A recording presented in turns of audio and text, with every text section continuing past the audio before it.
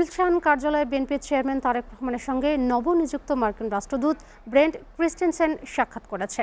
এর আগে সকালে দেখা করেন কানাডিয়ান হাইকমিশনার অজিত সিং। সন্ধ্যায় ইউরোপীয় ইউনিয়নের রাষ্ট্রদূতগণ দেখা করেছেন।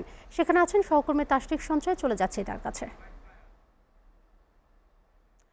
তাশরিক, তারেক রহমানের সঙ্গে রাষ্ট্রদূতগণের সাক্ষাতের বিষয়ে বিস্তারিত আমাদেরকে জানাবেন।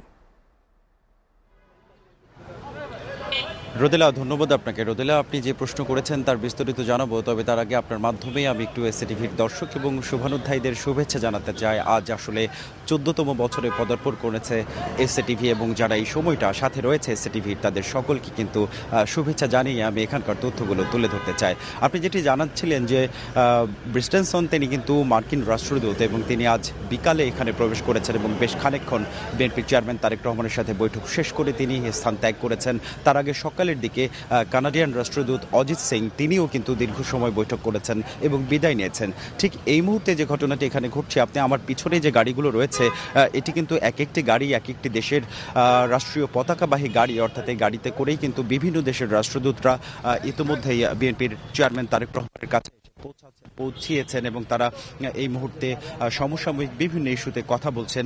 আপনি দেখতে পাচ্ছেন যে একে একে বেরিয়ে যাওয়ার যে চিত্রটি সেটি কিন্তু এই মুহূর্তে আমাদের ক্যামেরায় রয়েছে। বিকালে যখন রাষ্ট্রদূত আসেন মার্কিন রাষ্ট্রদূত, সেই সময় কিন্তু বিএনপির মহাসচিব মির্জা ফখরুল ইসলাম আলমগীর সহ স্থায়ী কমিটির সদস্য আমির খসরু মাহমুদ চৌধুরী, চেয়ারম্যানের পররাষ্ট্র বিষয়ক উপদেষ্টা কমিটির সদস্য হুমায়ুন কবির এবং উপদেষ্টা মাহাদি আমিন সহ প্রেস সচিব সালে শিবলি সেখানে উপস্থিত ছিলেন। এর আগে সকালের দিকেই বেলা 12:30 নাগাদ কানাডার রাষ্ট্রদূত তার পর্যবেক্ষণ এবং তার মতামত জানানো এবং যে আলাপচারিতা শেষ করে তিনি এখান থেকে বিদায় নিয়েছেন এবং স্ব দূতাবাসের কর্মকর্তারা এখানে এসেছেন। তাদের সাথে কিন্তু রাষ্ট্রদূতের সাথে স্ব দূতাবাসের কর্মকর্তারাও এখানে দীর্ঘ সময় সে সকল বৈঠকে অংশ নিয়েছেন। এই মুহূর্তে যারা ভিতরে রয়েছেন তাদের প্রসঙ্গে আমি একটু জানাতে চাই। ভিতরে রয়েছে ইউরোপীয় ইউনিয়নের কর্মকর্তারা, রয়েছে সুইডেন অ্যাম্বাসিডর, রয়েছে নেদারল্যান্ডস অ্যাম্বাসিডর, ইটালি অ্যাম্বাসিডর রয়েছেন, স্পেনের, জার্মানি এবং ফ্রান্সের এই সকল রাষ্ট্রগুলোর অ্যাম্বাসিডর রয়েছে।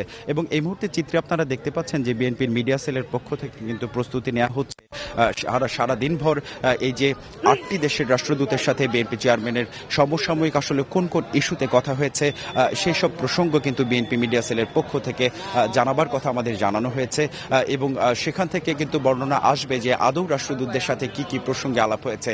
তারপরে কিন্তু গণমাধ্যমের মাধ্যমে গণমানুষের উদ্দেশ্যে আমরা সেসব বার্তাগুলো তুলে ধরতে পারবো।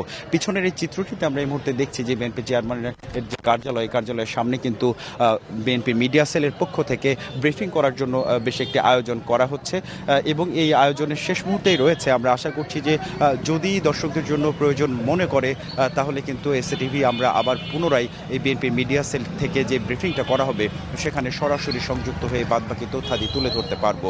রোদেলা। তাশরিক, আপনাকে ধন্যবাদ।